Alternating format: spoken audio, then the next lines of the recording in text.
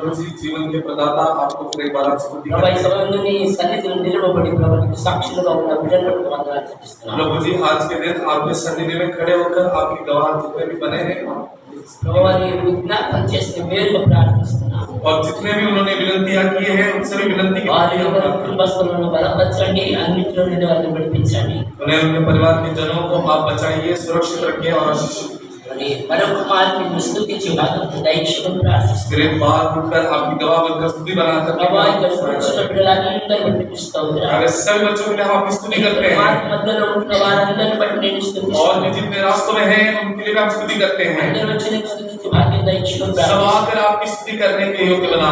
ప్రభా ఉన్న పాటకి బలమైన హస్తాలను మేము जैसे हैं वैसे हम आपके बदल हाथों में ఉన్న సమయమంతా నీ చేతిలో అప్పగిస్తూ आगे का पूरा समय आप ही के మీరే हाथों में सौंपते మాట్లాడి हुए మహిమ పొందమని ప్రార్థిస్తున్నాను. आप ही बात करें, आप ही को महिमा मिले ऐसे प्रार्थना యేసు करते हुए నామములో వచ్చినాం తండ్రి. प्रभु यीशु मसीह के नाम में मांगते हैं पिताजी, ఆమేన్. आमीन। దేవుని నామానికి మహిమ కలుగును గాక. प्रभु यीशु मसीह के नाम को महिमा मिले। గత 4-5 వారాల నుండి మనము క్రీస్తు మరి శ్రమల గురించి మరి ఆయనతో పాటు ఉన్న వారి గురించి మనం ధ్యానం చేశాం. पिछले 2-3 हफ्तों से हम प्रभु यीशु मसीह के अंतिम जो उनके दुख के समय में उनके साथ में कौन-कौन थे उनके बारे में हमने सुना, కానీ నిజంగా సిలువ ఏంటో అది మనకు తెలియాలి. लेकिन सच में क्रूस क्या है हमें जानना होगा। అనేకులకు నేటి వరకు ఉన్న సిలువ గురించి తెలియదు. आज तरफ बहुत सारे लोग क्रूस के सलीब के बारे में नहीं जानते हैं। అనేకులు గొంతులు వేసుకుంటారు, ఇంటి ముందు ఉంచుకుంటారు, కానీ बहुत सारे लोग अपने गलों में टांगते हैं, अपने घरों पर लगाते हैं, लेकिन మరి సిలువను మోయడానికి మనకు చేత కాదు కనుక చనిపోయిన తర్వాత మన సమాధుల మీద సిలువ ఉంచుతారు. और जीते जी हमें क्रूस उठाना होता नहीं है, इसलिए मरने के बाद हमारे पीछे कोई लेकर चलता है। Hallelujah hallelujah, hallelujah hallelujah. చనిపోయిన వాడితో పెట్టిలో ఉంటాడు, కానీ मरा हुआ मृत व्यक्ति तो पेटी में होता है, కానీ ఆయన ముందు लेकिन उसके आगे कौन चलता है? సిలువను మోసుకుంటూ కూడా వెళ్తుంటాడు. एक सूली को उठाकर चलता रहता है। అంతేనా కాదా? सही है कि गलत बात? సిలువ ఎక్కడ వెళ్తాడట, ఒకడు ముందు తీసుకెళ్తున్నాడట. कि एक जो है वो इस शव के आगे क्रॉस को लेकर जा रहा కానీ है, సిలువను గురించి చాలా మందికి తెలియదు. लेकिन क्रॉस के बारे में, क्रूस के बारे में हम बहुत सारे लोग नहीं जानते हैं। సిలువ ఇది శపితమైనదని అందరికీ తెలుసు. और क्रॉस जो है ये शापित है, ऐसे तो हम सारे लोग जानते ఇది होंगे। యూద సాంప్రదాయం కాదు. ये यहूदी लोगों की कोई भी आचार विचार नहीं, ఇది రోమన్ సామ్రాజ్యం యొక్క ఆచారం కూడా కాదు. और ये रोमियों के भी आचार और विचार शिक्षा देने की भी ఈ प्रणाली సిలువ नहीं। యొక్క మరణం గురించి लेकिन ये क्रूस की मौत के विषय में ఇది పరిసయ్యుల యొక్క వారి యొక్క ఆచారం. ये फरीसी लोगों की जो है, पर्शियंस लोगों की, అనగా ఇరాన్ అంటున్న వారి యొక్క సాంప్రదాయం. यानी अब के जमाने के ईरान के लोगों की जो है ये सांप्रदायिकता है। జోరోస్ట్రియనిజం అంటున్న వారి యొక్క సాంప్రదాయం ఉన్నది. जो जोरास्ट्रियन, जो पर्शिया देश के जो वहाँ के धर्म है, वहाँ की ये संप्रदाय है। ఎప్పుడైతే మరి బబులోను చెరలోనికి ఇశ్రాయేలీయులు కొనుక్కోబడ్డారో, जब बबलोन की बंधुआई में पूरे इस्राएली लोग चले गए, తర్వాత అక్కడ నేర్చుకున్న అనేక ఆచారాలు ఇశ్రాయేల్ యూదులు నేర్చుకున్నారు. और वहाँ पर बबलोन में बंधुआई में जाकर इसराइलियों में बहुत सारे वहाँ की विधि विधान उनके सीख गए वो। తర్వాత కాలంలో उसके बाद के समय, యేసు క్రీస్తు పుట్టడానికి ముందుగా यीशु मसीह के जन्म लेने के पहले సంవత్సరాల ముందు రోమియులు కూడా ఈ ఆచారాలను నేర్చుకున్నారు. कुछ साल यीशु मसीह के जन्म लेने के पहले रोमियों ने भी ये क्रूस पर मृत्यु दंड देना ये आचार उन्होंने चालू कर दिया। అప్పుడు दाका तब तक బబులోను యొక్క సామ్రాజ్యం పేరుగాంచినది. सिर्फ बबलोन ही ये ऐसे मृत्यु दंड के लिए बहुत प्रचलित था।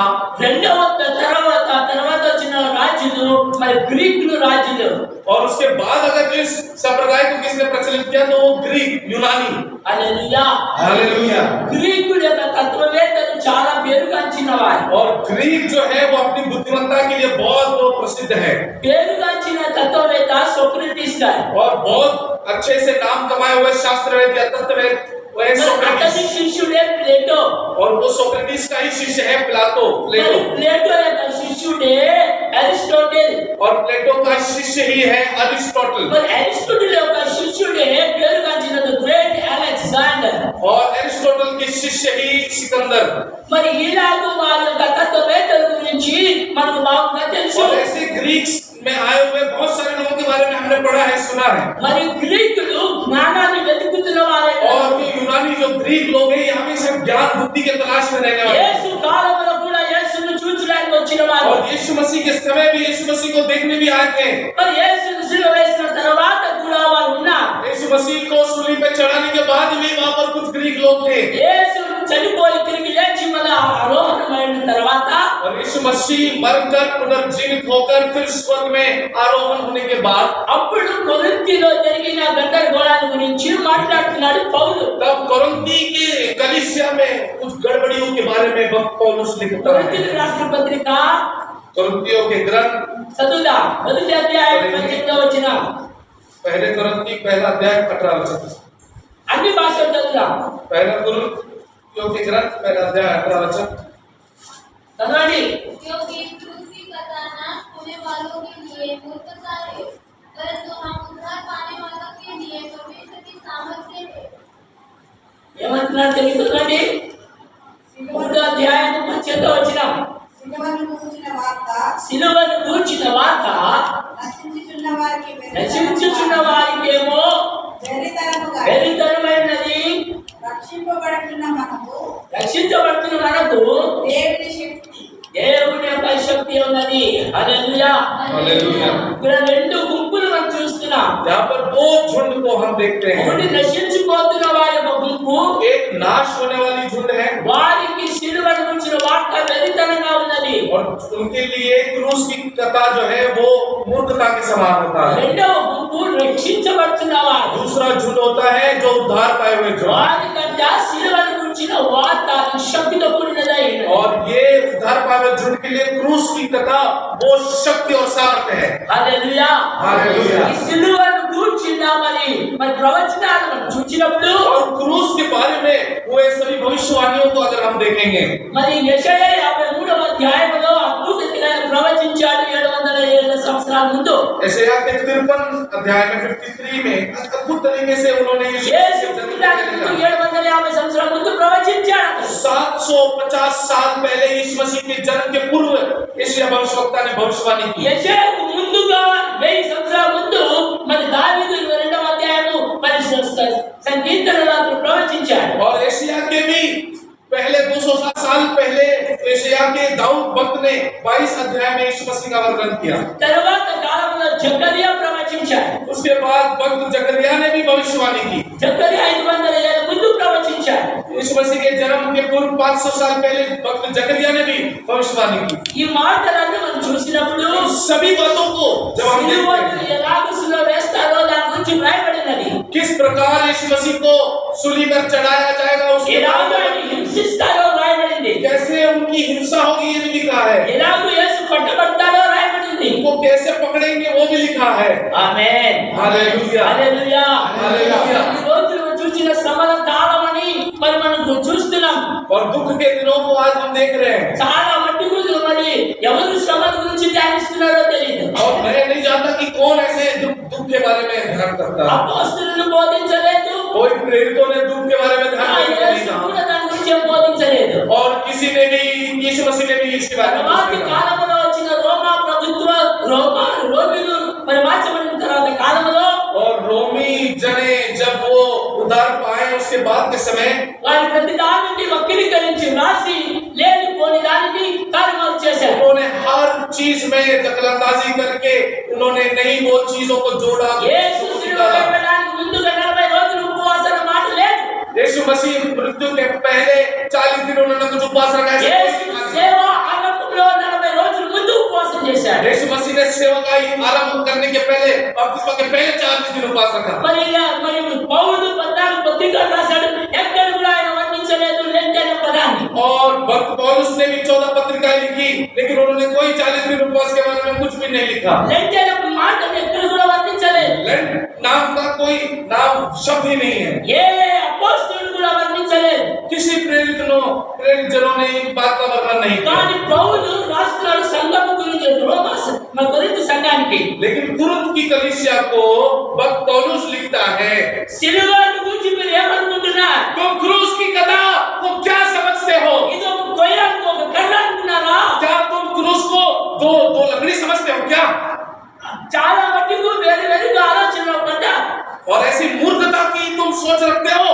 రాజు మీద వేలాడబడిన వాడు శాపగ్రస్తుడు రాబడింది. और जो ऐसे झाड़ पर लटका जाएगा वो श्रापित है, ऐसा అది लिखा है। ధర్మశాస్త్రము ఒప్పుకుంటున్నది. और धर्मशास्त्र में ये विधि लिखी हुई है। కనుక పరిసయ్యులు ఏం చేసేవారంటే, इसलिए पर्शिया के लोग क्या करते थे? ఎవరికైనా మరి సిలువ వేయాలన్నా లేదా శిక్షించాలన్నా, किसी को भी यदि शिक्षा दंडित करना है तो ఎక్కడైతే రాజు దగ్గర ఆయనకు న్యాయం జరుగుతుందో जिस राजा ने उसका कर दिया, అక్కడ నుండి అతను తన సిలువను మోసుకోవాలి.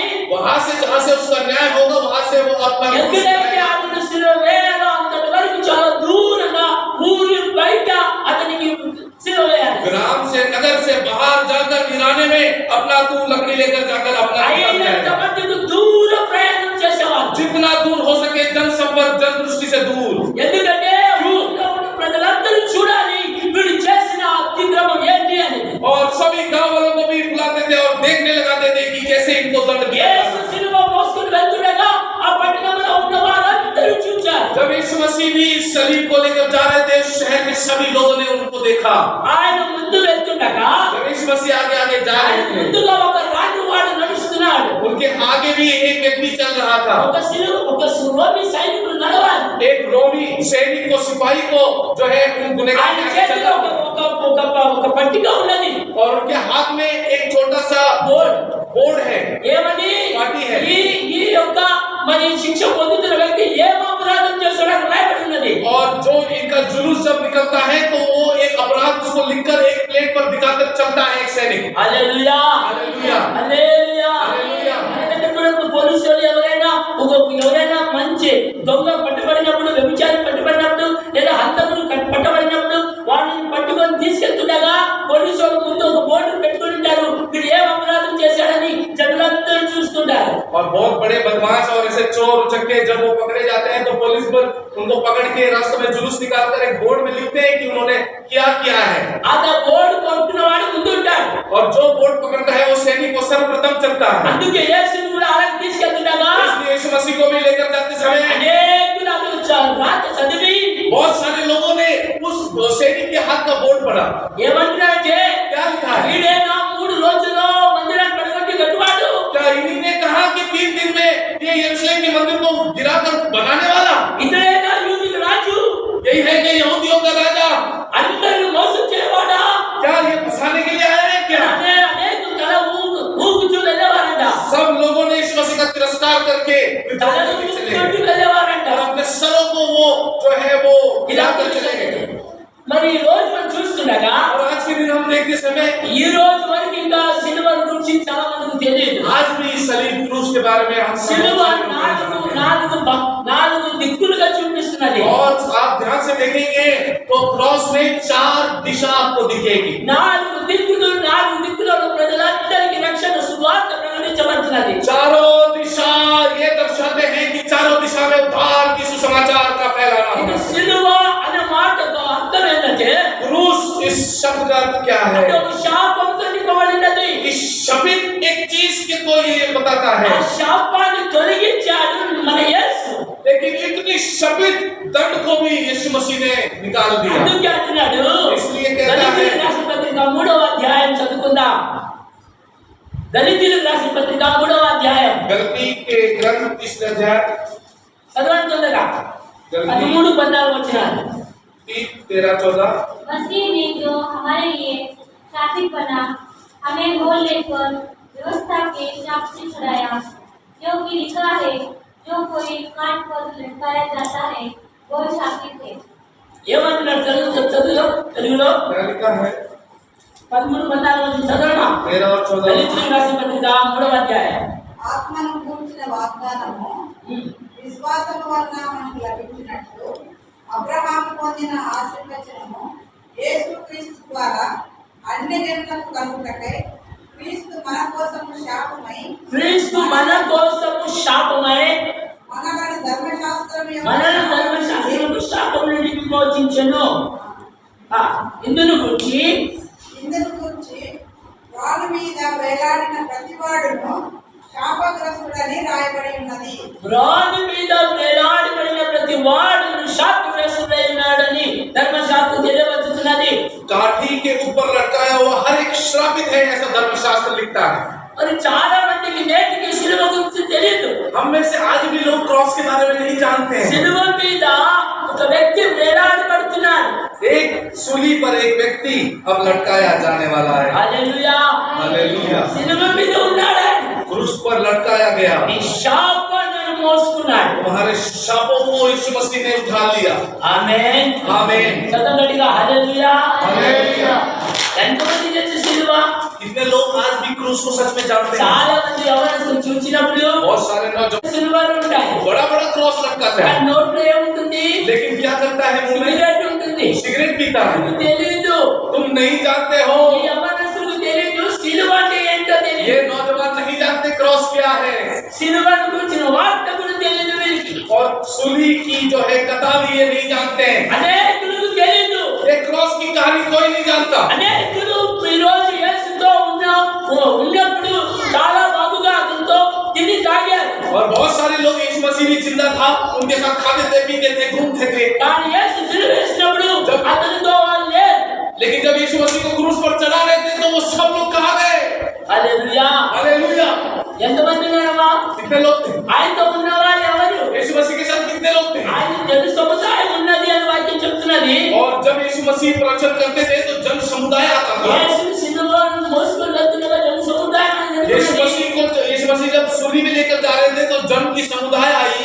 అనేకులు ఉన్నారు కానీ अनेकों जन आए, ఆయన ప్రేమించిన వాళ్ళు ఎవరు కనిపించడం లేదు. लेकिन यीशु मसीह के साथ प्रेम करने वाले में कोई नहीं दिखता। ఆయన అనేకులు విడిపించాడు. यीशु मसीह ने कईयों को छुटकारा दिया, అనేకులకు స్వస్థత దయచేశాడు. कितने लोगों को चंगाई दी, అనేకులు విడిపించాడు. कितने लोगों को छुटकारा दिया। కానీ అతను సిలువ వేయబడినప్పుడు ఎవరు లేరు. लेकिन जब यीशु मसीह दुख सह रहे थे इस क्रूस पर थे, कौन था?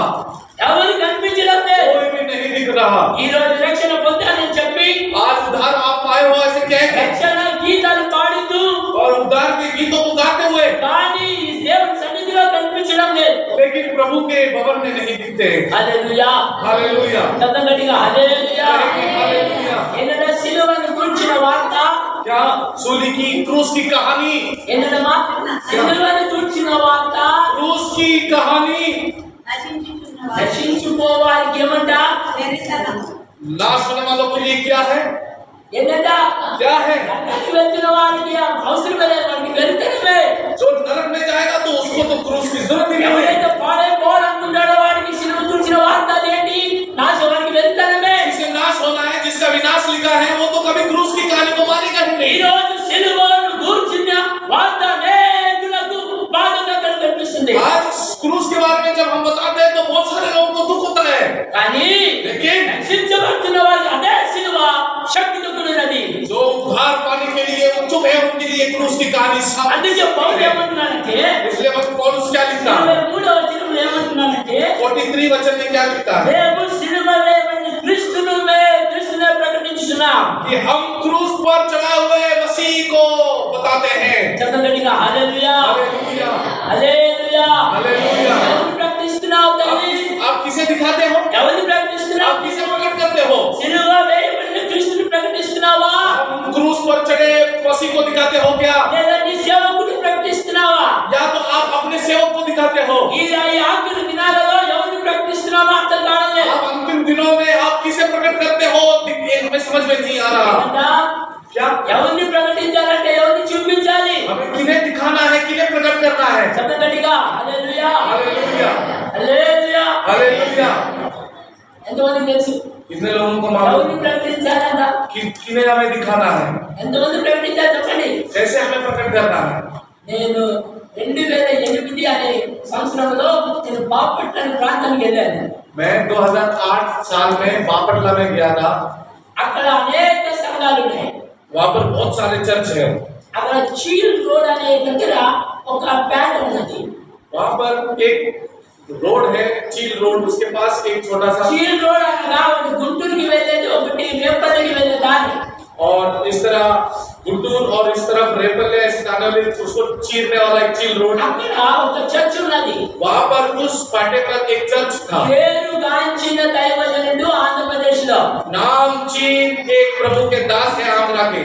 మరి అక్కడ మరి క్రిస్టియన్ అసెంబ్లీకి చెందిన ఒక గొప్ప దైవజనుడు ఉన్నాడు. और क्रिश्चियन असेंबलीज को जो है బహుశా संबंधित మీకు తెలిసి ఉండొచ్చేమో, పాస్టర్ ఆనందరావు గారు అనే ఇల్లు ఉంది అక్కడ. और पास्टर आनंद राव वहां पर रहते थे। ఎవరైనా విన్నారా క్రిస్టియన్ అసెంబ్లీలో పేరు గాంచిన వ్యక్తి ఆనందరావు గారు? क्रिश्चियन असेंबली में బాపట్లలో పేరు గాంచాడు. बापट्टा में उनका बहुत नाम है। ఆయన దగ్గర 34 ఇల్లు ఉన్నాయి అక్కడ, 4 వైపులు. उनके आसपास उसी पेट में उसी चाली में उनके 34 घर है। ఆ 34 ఇల్లు వదిలేస్తే उन 34 घरों को यदि हम छोड़ दें, మరి 35 ఇల్లు వాడు ఆ చర్చికి రాడు. 35वां वो तो घर वाला उनकी चर्च में नहीं आएगा। 34 ఇల్లు వాడు మాత్రమే అక్కడికి రావాలి. वो 34 घर वाले ही वो ही चर्च में जाएंगे। తెలియకుండా ఒక రోజు నేను వెళ్ళాను చర్చికి. मेरे को तो नहीं मालूम, నాకు తెలియదు కదా.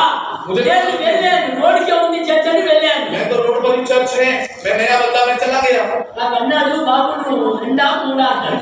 उन्होंने मुझसे मेरी गिनती पूछी कि तुम्हारा नंबर 2 है तुम्हारा 3 है।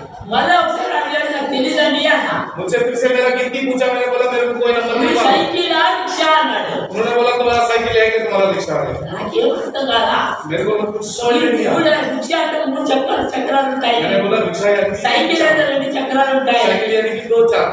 అయిగానండి నాకు తెలియని భాషలో మాట్లాడితే నాకు అర్థం కాదు, కానీ నాకు తెలిసినట్టు మాట్లాడండి मैंने बोला इतने आप ऐसे कोड में बात करेंगे मेरे को नहीं समझेगा, आप मेरे को जानकारी हो ऐसी भाषा में बात करें। ఆయన అన్నాడు, उन्होंने बोला చెప్పాలా నాకు అర్థం కాదు अभी అన్నాడు. आप तुमसे कैसे पूछना। నేను అన్నాను, నేను ముంబై పుట్టి పెరిగాను కనుక నాకు తెలియదు మీ క్యాస్ట్ ఫీలింగ్స్ అనేది. मैंने बोला मैं तो पुणे का रहने वाला हूँ, मैं यहाँ की जाति और उनके भेदों को नहीं जानता हूँ। ఏదైనా సరే నేను యేసు రక్తంలో కడగబడ్డాను కనుక మీ చర్చికి వచ్చాను అన్నాడు. जो भी हो मैंने यीशु मसीह के लहू में अपने आप को धो दिया, इसलिए यहाँ पर मैं आ गया। మా దగ్గర క్యాస్ట్ అడిగితే हमारे यहाँ यदि कोई जाति पूछ ले 15 రూపాయలు జరిమానా, 5 సంవత్సరాలు జైలు. 15,000 का जुर्माना और 5 साल की सजा। ఇక్కడ మహారాష్ట్రలో అలా జరుగుతుంది. ये महाराष्ट्र में ये एक रूल है। అప్పుడు ఆయన అన్నాడు, तो उन्होंने कहा ఏమైతే నాకేంటి, నువ్వు లాస్ట్ మా మధ్యలో కూర్చోదు, లాస్ట్ చైర్ లో కూర్చోవాలి. कोई भी गाँव के हो सकते हो, कुछ आप हमारे बीच में नहीं, आखिरी पीछे में जाकर చైర్ बैठा। లాస్ట్ లో చైర్ వేసి కూర్చున్నా. लास्ट में मैंने एकदम द्वार पे टेक कर मैंने बैठ गया। అక్కడ మా వాడు ఒకడు ఉన్నాడు, वहाँ पर मुझे पहचान नहीं व्यक्ति, పరిచయమైన వాడు. एक मेरा परिचित व्यक्ति था, ఆయన జాన్ వెస్లీ అనే అబ్బాయి. उसका नाम था जॉन वेस्ली। అంకుల్ మీరు వచ్చారా అన్నాడు. उन्होंने कहा अंकल ये अभी आए क्या। అరే మీరందరూ ఇక్కడ ఉంటారా అని నేను అడిగాను. मैंने बोला अरे तुम सब यहाँ पर बैठते हो। అప్పుడు ఏమన్నాడు तो తెలుసా? उन्होंने बोला అంకుల్ ఈ పాస్టర్ అంకుల్ పైసలు ఎవరు రానివ్వండి లోపలికి అన్నాడు. और ये पास्टर तो यहाँ पर बाहर वाले किसी को आने नहीं देते हैं। హల్లెలూయా. హల్లెలూయా. ఆనందంగా అయిపోయింది. पूरा आराधना हो गया మరి భోజనం చేస్తావా అన్నాడు. और उन्होंने मुझसे खाना भी पूछा। నేను అన్నా చర్చిలోనే నేను తీసుకోండి, భోజనం పెడతావా అన్నా. मुझे बोला चर्च में बिठाने के लिए इतनी तुमने क्षमता అది की। చర్చిలో ఇంట్లోకి రా అన్నాడు. उन्होंने बोला चर्च में नहीं घर में आकर खाइए। మా ఇంట్లోకి వెళ్ళాను, అన్ని విషయాలు మాట్లాడడం తెలిసింది. और घर पर जाकर बातचीत करने के बाद मालूम पड़ा ఏమని ఆ పేట టోటల్ పేట అంతా 3 గుంపులు వాడట. और वो जो पेट है वो चाल है वो 3 झुंड के लोग था। అప్పుడు నాకు తెలిసింది, బాబోయ్ ఇది మాదిగ గుంప, ఇది మాల గుంప, అదే రెడ్డి గుంపు, చౌదరి గుంపు, ఇది సంఘటనలు ఉంటాయా అనుకున్నా. और ऐसे भेदभाव कर कर कलीसिया भी बनते हैं क्या, ऐसे मैंने सोच लिया। చాలా బాధ కలిగింది. बहुत दुख हुआ।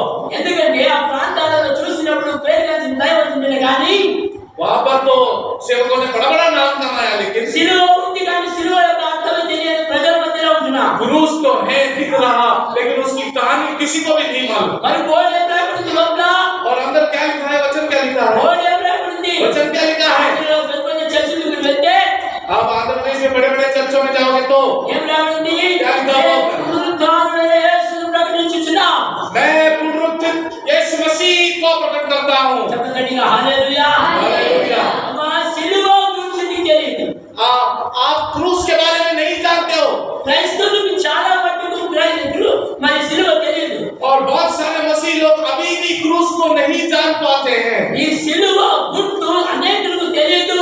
क्रूस की निशानी, क्रूस की कहानी हम नहीं समझ पा रहे हैं। ఎందుకు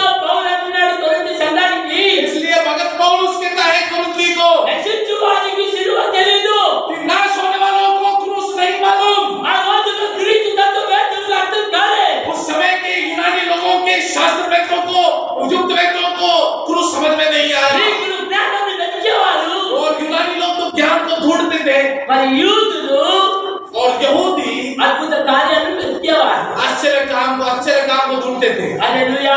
हालेलुया। ఇప్పుడు మన భారతదేశంలో గ్రీకులు ఎక్కువ ఉన్నారా లేకుంటే యూదులు ఎక్కువ ఉన్నారా? अभी हमारे देश में ये यूनानी वाले ज्ञान ढूंढने वाले हैं या यहूदी वाले जैसे चमत्कार ढूंढने वाले, कौन ज्यादा అమ్మ है? ఎక్కువ ఎవరు? कैसे सोच वाले लोग ज्यादा है बताओ? మన ఇండియాలో कैसे सोच? యూదుల యొక్క ఆలోచన కలిగిన ప్రజలు ఎక్కువ ఉన్నారా లేదా గ్రీకులు ఆలోచన కలిగిన ప్రజలు ఎక్కువ ఉన్నారా? यहूदी जैसे चमत्कार ढूंढने वाले लोग ज्यादा है या यूनानी जैसे बुद्धि और ज्ञान को ढूंढने वाले लोग ज्यादा है? మీరే చెప్పండి తొందరగా. भारत देश में कौन कैसे लोग हैं? అబ్బో मालूम है आपको? దేశంలో ఎవరు ఉన్నారు ఎక్కువ? क्या चाहिए लोगों को ज्यादा, चमत्कार या ज्ञान? దేశంలో ఎక్కువ ఎవరు ఉన్నారు? ये देश में कौन ज्यादा है? చైనా సంగతి వేరే, चाहे चीन की हम नहीं జపాన్ बात, సంగతి వేరే. जापान की हम नहीं बात कर रहे हैं। కానీ మనం ఇప్పుడు ఇండియాలో ఉంటున్నాం తెలుసా? अरे हम जहाँ रहते हैं मैं उस देश की దేశ बात कर रहा ప్రజల हूँ। యొక్క ఆలోచన అంతా ఏంటి? हमारे देश की विचार कैसी है శనివారం ఇండియాకి వెళ్తే అద్భుతాలు జరుగుతాయేమో, कि शनिवार को विनयार्ड में जाएंगे तो कुछ चमत्कार देख सकते हैं, ఇంకొక పాస్ దగ్గరికి వెళ్తే అద్భుతాలు జరుగుతాయేమో. और कोई बड़े बड़े मीटिंग में जाएंगे तो चमत्कार दिखेगा क्या? ఏంటంట? क्या? అద్భుతాల గురించి జనులు వెళ్తూ ఉంటారు. चमत्कार देखने के लिए लोग भाग रहे हैं। అందుకే మరాఠీలో అంటే చమత్కార్ అంటే నమస్కార్ అని. मराठी में जहाँ चमत्कार होता है वही लोगों को नमस्कार देते हैं। హల్లెలూయా, हालेलुया, హల్లెలూయా. हालेलुया। ఈ రోజు నేను చూసిన ఇదే ఎక్కువైపోయింది. आज कहीं पर भी देखो आश्चर्य काम चमत्कार జ్ఞానము అది ఆ గ్రీకులు ఆలోచించేవాళ్ళు, और यूनानी लोग ज्ञान को ढूंढते थे तो మరి యూదులు అద్భుతకాలను చూచేవాళ్ళు. यहूदी लोग चमत्कार को ढूंढते थे। హల్లెలూయా, हालेलुया, హల్లెలూయా. हालेलुया। ఏంటికి అదే జరుగుతున్నది? आज भी वही परिस्थिति है। ఆమేన్. आमीन, శబ్దంగా హల్లెలూయా. हालेलुया। ఏంటంట? ఏంటికి జరుగుతున్నది అదే. आज भी यही घटित होता है। ఏమని? क्या యూదులు ఏమంటున్నారంటే यहूदी क्या समझते थे కనాను అనేది దేవుడికి ఒక వాగ్దానం చేసిన భూమి. कि कनान जो है ये प्रभु ने हमको प्रॉमिस किया हुआ लैंड है, ఇది మా దేవుడు ఇచ్చిన భూమి. ये हमको हमारे प्रभु ने दिया हुआ जमीन है। ఎక్కడి నుంచి ఎక్కడి దాకా నైనా? किधर से किधर तक? కనాను అంటే ఎక్కడి నుంచి ఎక్కడి దాకా ఉంది? कनान देश जो है किधर से किधर तक फैला है? ఇప్పుడు మీకు తెలుసు కదా యుద్ధాలు జరుగుతున్నాయి. आप तो युद्ध चल रहा है, आपको तो आपको समझ में आना चाहिए। ద గ్రేట్ ఇజ్రాయెల్ అనేది ఒకటి పుట్టబోతున్నది ఇప్పుడు. और एक ఇప్పుడు చిన్న చిన్న ఇజ్రాయెల్ ఉంది. अभी इस्राइल बहुत छोटा है, ఒక మన దేశంలో ఒక చిన్న జిల్లాకు సమానం. हमारे देश के एक छोटे से गांव या छोटे से కానీ जिले के- రాబోతున్న దినాలలో लेकिन आने वाले दिनों में గ్రేట్ ఇజ్రాయెల్ రాబోతుందంట. एक महान इस्राइल की कल्पना वो कर रहे हैं। ఏంటంట?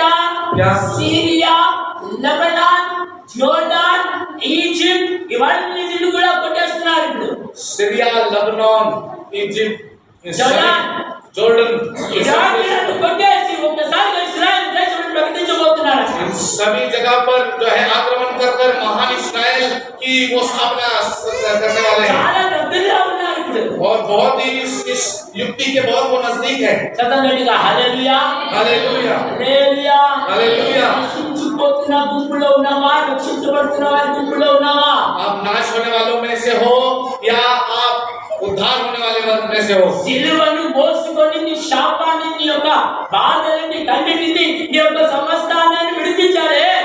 और सूली को उठाकर, क्रूस को उठाकर आपके सभी शाप को, आपके पापों को ఆయన నీ శాపాన్ని తొలగించిన నేటికి ఇంకా నువ్వు ఆ శాప జీవితం జీవిస్తున్నావా? उन्होंने आपके श्राप को मिटाने के बाद भी आप आज तक श्रमित जिंदगी क्यों बिता रहे हो? ఈ రోజైనా తెలుసుకో. आज अपने आप को परख लो। హల్లెలూయా. హల్లెలూయా. ఈ జీవితం ఆశీర్వదించబడాలంటే आपकी जिंदगी यदि आशीषित होनी है तो ఆ సిలువను గూర్చిన ఆ శక్తిని పొందుకో. और वो क्रूस की सामर्थ को आज तुम्हें पाना होगा। హల్లెలూయా. హల్లెలూయా. ఆ సిలువలో ఉన్న ఆ శక్తిని, ఆ బలాన్ని నువ్వు తెలుసుకో.